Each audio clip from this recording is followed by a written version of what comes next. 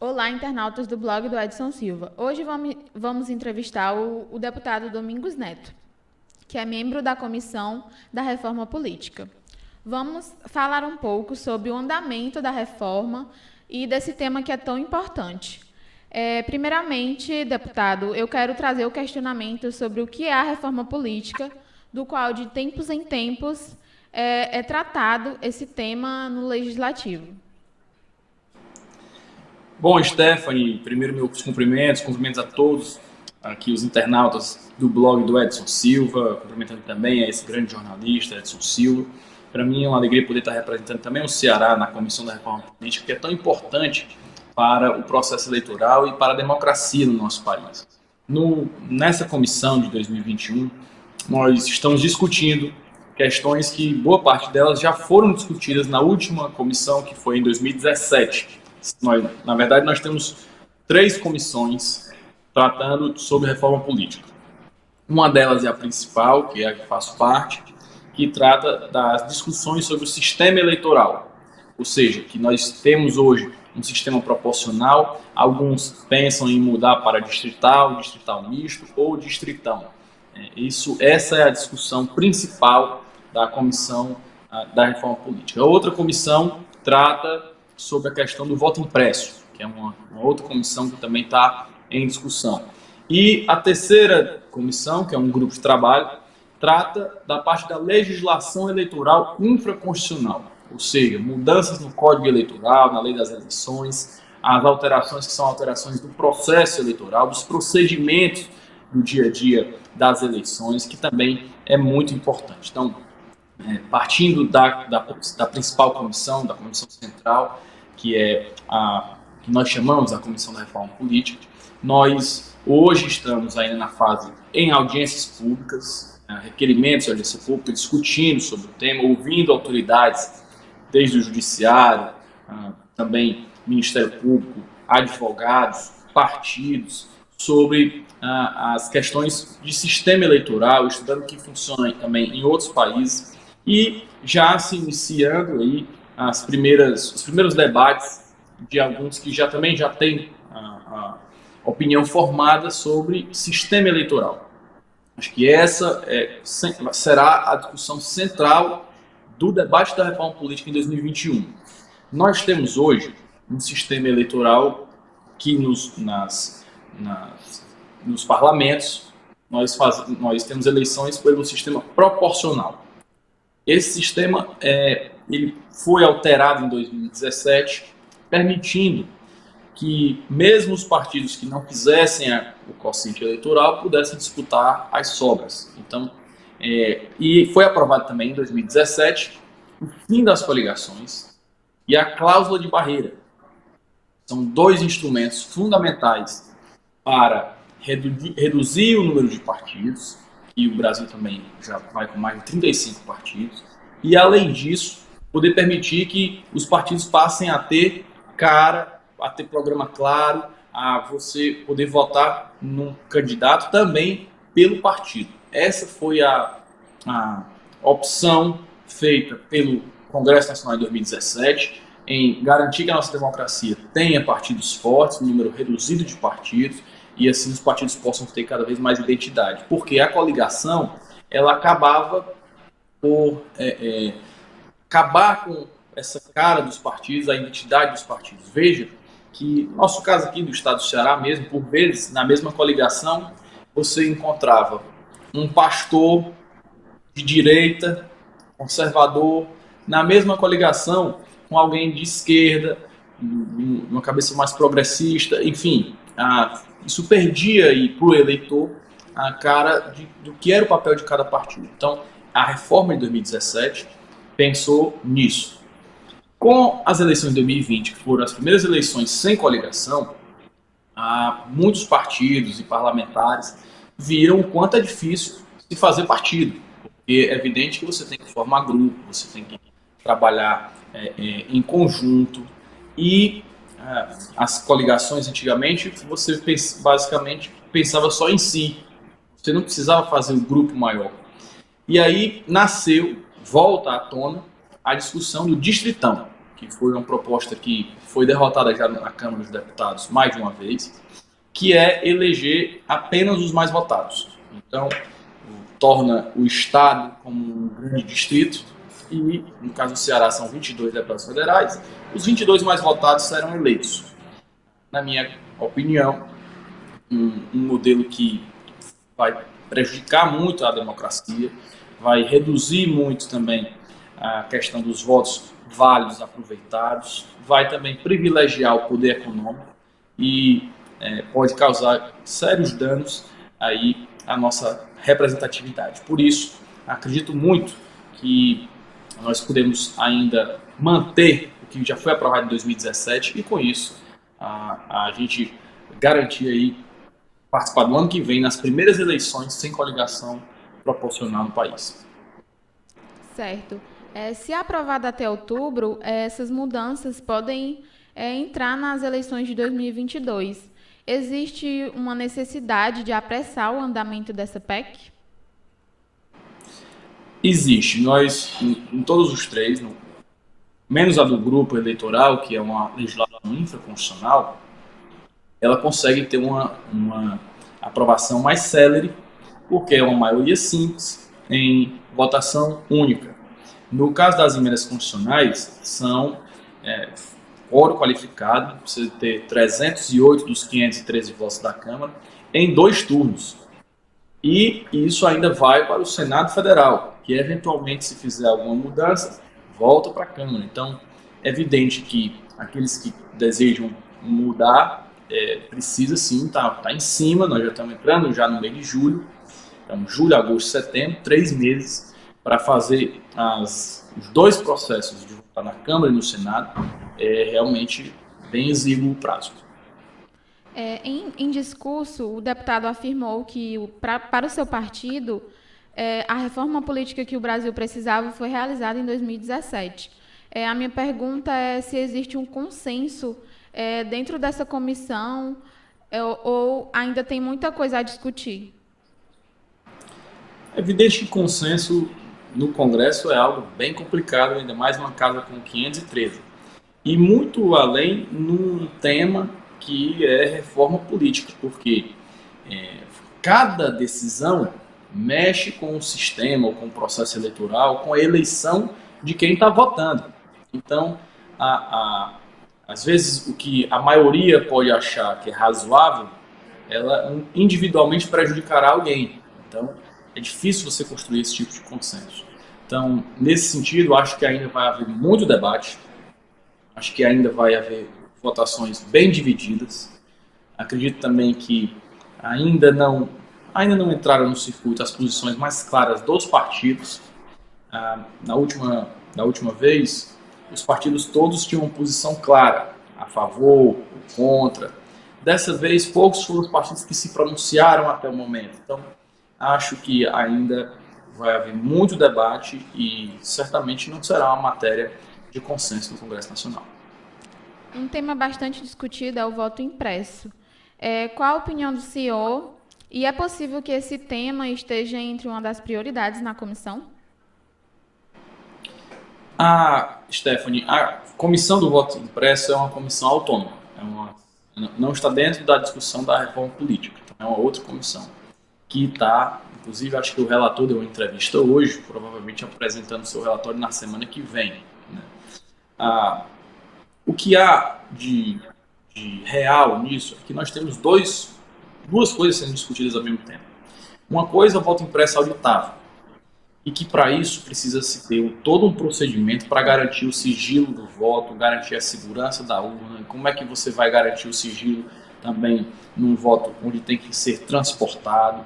Nós temos um histórico no país na época do voto impresso, de compra de voto, de fraude na eleição, muito perigoso.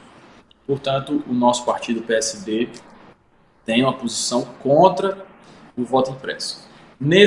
Isso porque também nessa discussão, é uma discussão que está, de certa forma, acalorada, no sentido de tentar até desqualificar a urna eletrônica, meio que criar um sentimento na sociedade de desconfiança da urna eletrônica. Passado esse debate para o ano de 2022, 2022, se discutir um sistema de voto impresso com o tempo, porque isso precisa ter tempo para o TSE testar, ver como é que funciona, poder mexer nos procedimentos a fim de dar mais segurança, de dar, garantir como é que não vai haver, por exemplo, um recibo de compra de votos, como é que não vai haver também um sistema de, digamos, não de atrapalhar as eleições com reiterados pedidos de recontagem. Então, enfim, principalmente a compra do voto, sigilo de voto e a fraude, essas que, ao que parece, com o voto impresso poderiam melhorar, na realidade ela também, nas palavras do próprio presidente do TSE, ministro Luiz Roberto Barroso, elas ficam mais arriscadas de acontecer. Fraude também porque esse voto será transportado. Então, como será feito o transporte dessa forma? Você tem vários momentos onde você pode ter aí algum tipo de fraude nessa urna. Você pode marcar para auditar depois, e aí com isso, eventualmente, você conseguir marcar um voto de alguém. Um exemplo que o ministro Luiz Roberto Barroso citou foi que alguém que vendeu o seu voto votasse no candidato que comprou e todo o resto da chapa num candidato de um partido completamente diferente, para que no momento da auditagem você conseguisse saber que aquele voto realmente foi aquele que foi vendido. Enfim, são procedimentos que, numa discussão de um ano para o outro, numa eleição um país continental como o Brasil, com dificuldades logísticas também muito grandes, imagine transportar voto impresso em barco no Amazonas, ou no nosso caso, no interior do Ceará, de moto, como muitas vezes é feito até com a própria urna. Então, é um risco onde o PSD, na sua executiva nacional, tem uma posição contra o voto impresso para as eleições de 2022.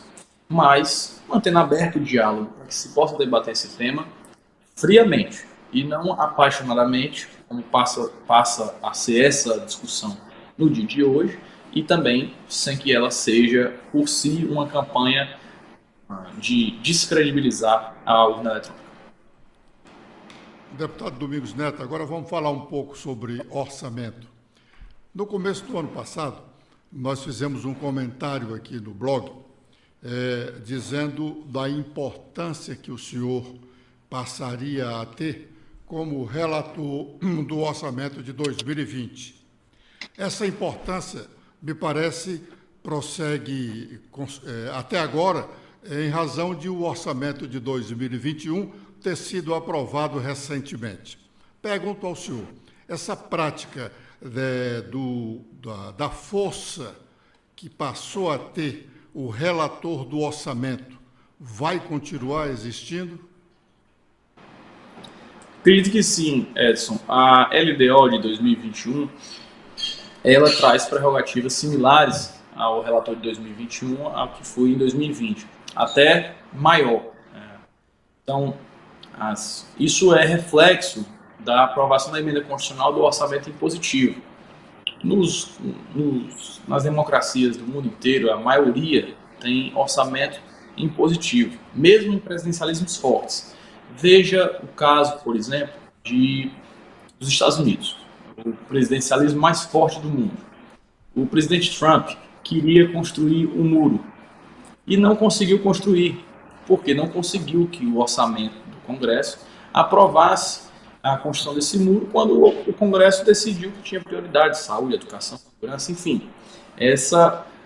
Isso tem sido um desenho nacional. Com o advento do orçamento impositivo, o Congresso ganha, evidentemente, mais força nessa discussão, porque também a pluralidade de deputados e senadores consegue trazer para o orçamento também as demandas de todo o país.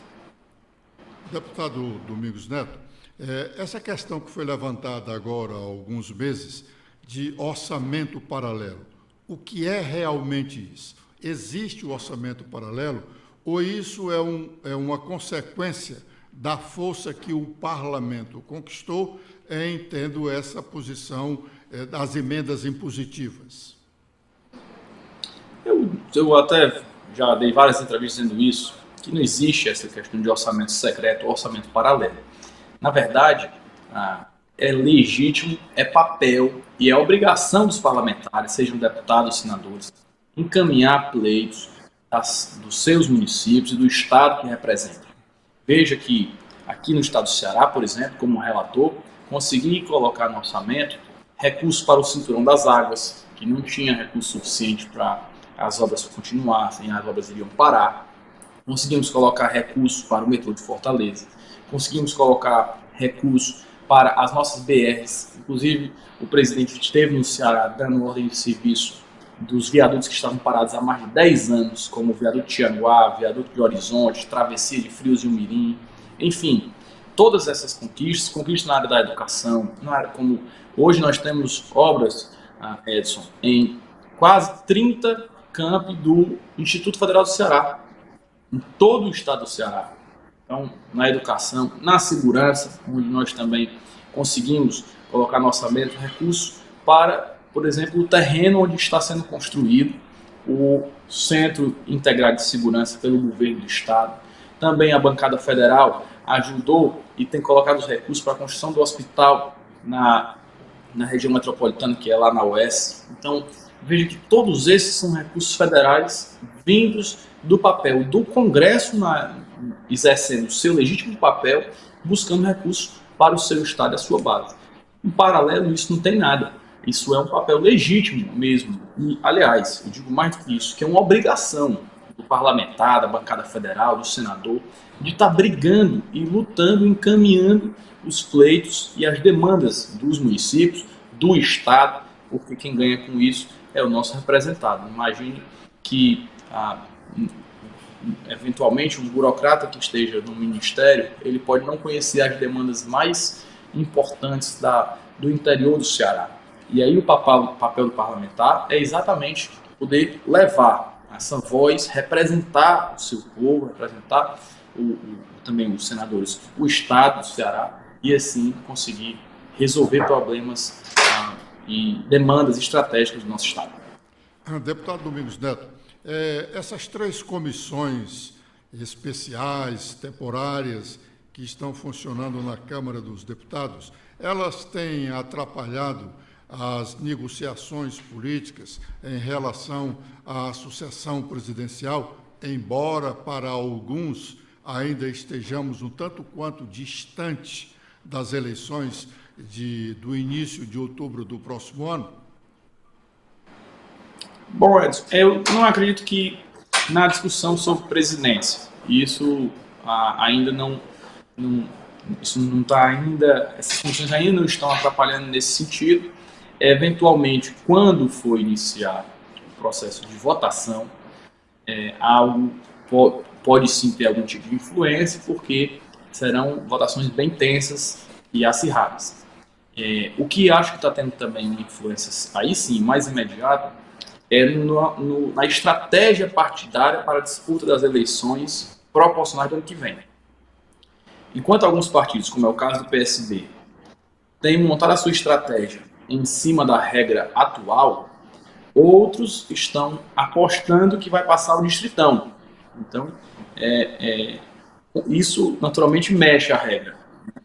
Se o distritão não passar, e aí o que é que esses partidos vão fazer? Então, existe ainda uma dúvida nisso. Então, acho que mais do que a discussão presidencial, mas sobretudo a discussão das chapas proporcionais, essa está sim, todos os pré-candidatos, todos os pré-candidatos que desejam ser candidatos estão assistindo com muita atenção a esse debate da reforma política. Deputado, a propósito de eleições proporcionais, há possibilidade de voltarmos ao sistema antigo das coligações proporcionais? Acho que nenhuma, Edson.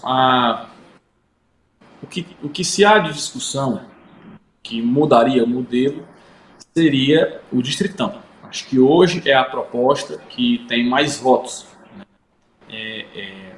Não sei se votos o suficiente para ter os 308 votos, mas é sem dúvida a que tem mais votos.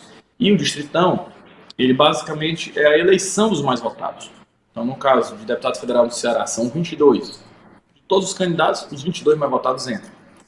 No estadual, são 46. Os 46 mais votados entram.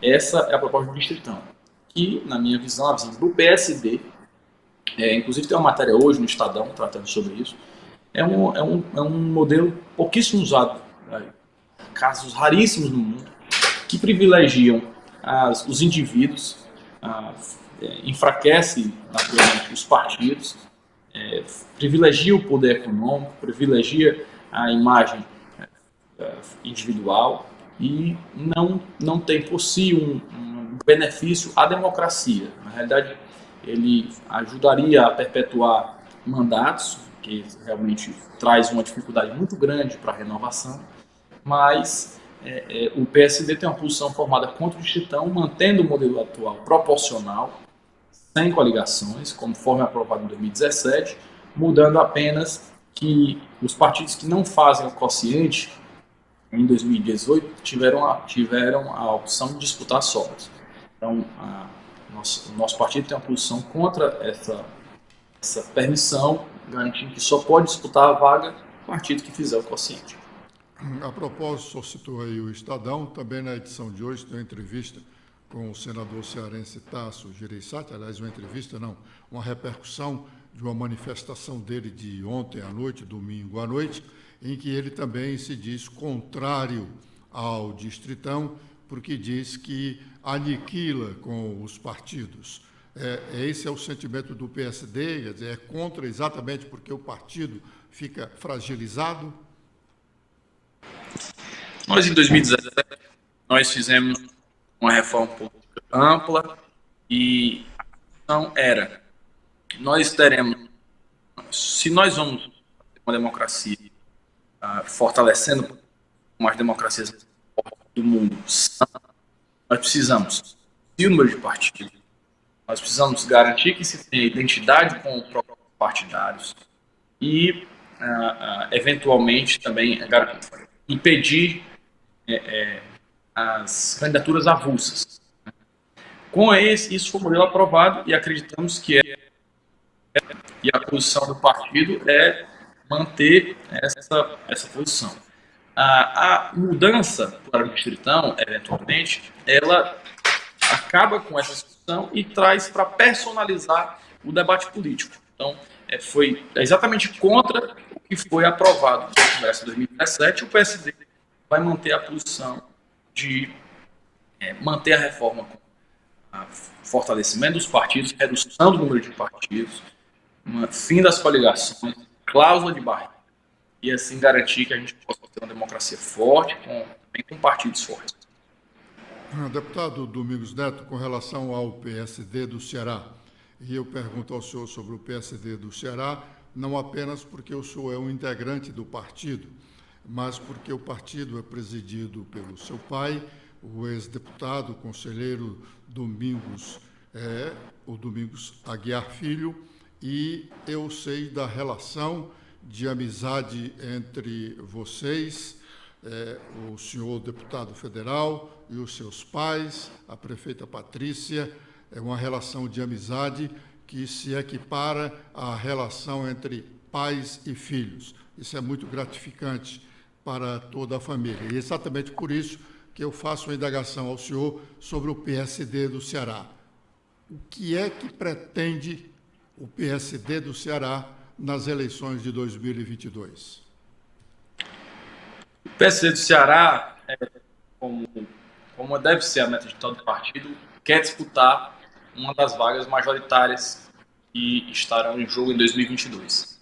Essa é a meta que o presidente Domingos Filho já tem dito, inclusive, em entrevistas, está se organizando para isso. O PSD, que foi o segundo maior número de prefeitos eleitos no ano passado, também de vereadores, que estamos em todas as regiões do estado do Ceará. Acho que a primeira meta está na chapa majoritária. A segunda é fazer o maior número de deputados federais e deputadas estaduais.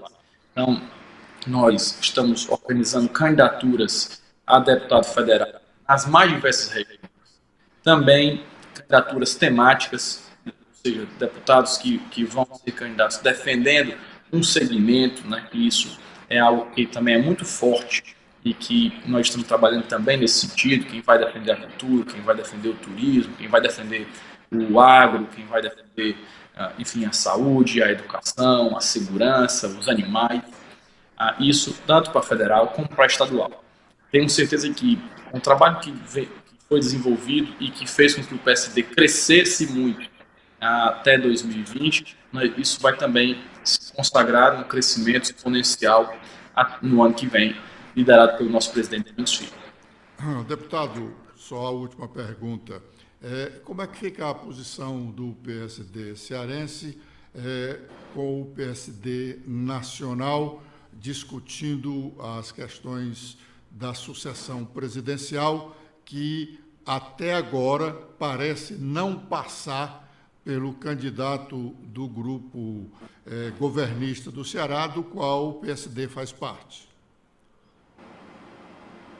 Nós temos uma relação muito estreita com o PSD nacional. Inclusive, Edson, posso dizer aqui a você que ainda no ano passado, no início do ano passado, eu pude mediar um encontro entre o Ciro e o Kassab. Então, no sentido também de tentar contribuir nisso. É evidente que os partidos são partidos nacionais. Seguirei as orientações do meu partido nacional. Com a possibilidade, isso vai ser discutido na frente, de liberação das bancadas estaduais, coisa que o partido já fez em outro momento. Mas isso não é o que está em discussão agora. O partido está trabalhando para também firmar sua posição a nível nacional. No que eu puder trabalhar de diplomata nesse sentido, assim o farei. Deputado Domingos Neto, nós somos muito gratos pela atenção que o senhor nos dispensou, concedendo essa entrevista, e desejamos sorte e felicidades ao senhor e aos seus pais, nossos amigos, o Domingos Filho e a Patrícia Aguiar. Muito obrigado, deputado. Eu que quero agradecer a você, Edson. Para mim é uma honra estar participando aqui do seu blog.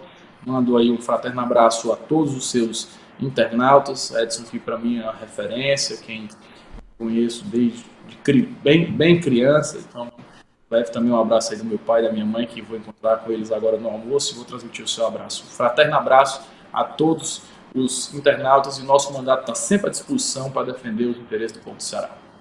Obrigado.